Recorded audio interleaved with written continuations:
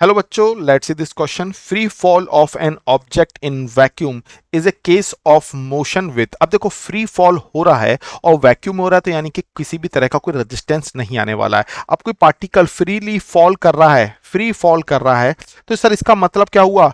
वो एक constant velocity से मूव करेगा, एक कांस्टेंट वेलोसिटी से मूव करेगा, या फिर मैं बोलूं एक यूनिफॉर्म वेलोसिटी से मूव करेगा। तो इसका मतलब क्या होगा? उस पार्टिकल पे जो एक्सीलरेशन लगेगा, देखो ध्यान से सुनो, यहां पे पार्टिकल की स्पीड कंटिन्यूअसली कांस्टेंट वेलोसिटी से, मैं बोलूं क्या कह रहा हूं कि कंटिन्यूअसली वेलोसिटी इंक्रीज होती जाएगी, यानी कि उस पे जो एक्सीलरेशन है वो एनी टाइम कैसा रहेगा सर? वो कांस्टेंट बना रहेगा, जिसकी वैल्यू 9.8 या हम 10 कंसीडर कर लेते हैं। तो यहां पे अगर मैं ऑप्शंस देखूं तो यूनिफॉर्म वेलोसिटी बिल्कुल हम, अब यहां पे बोले यूनिफॉर्म वेलोसिटी, तो देखो जैसे जैसे हाइट बढ़ती जाएगी, यानी वो डेप्थ जितनी डिस्टेंस कवर करता जाएगा, वेलोसिटी इंक्रीज होती जाएगी। तो यूनिफॉर्म से मतलब ये नहीं है, वो एक डिस्टेंस एक पर्टिकुलर रेशियो में इंक्रीज करता जा रहा है। अच्छा, तो ये ऑप्शन तो गलत हो गया। वेरिएबल एक्सीलरेशन बिल्कुल नहीं, क्योंकि यूनिफॉर्म वेलोसिटी से मैं कह रहा हूं कि जैसे जैसे वो वेलोसिटी एक पर्टिकुलर डिस्टेंस एक पर्टिकुलर वेलोसिटी से कवर करता है, तो यहाँ पे एक्सीलरेशन हमें कांस्टेंट मिलने वाला है, जो कि जी होता है, और कांस्टेंट मोमेंटम नहीं हो पाएगा,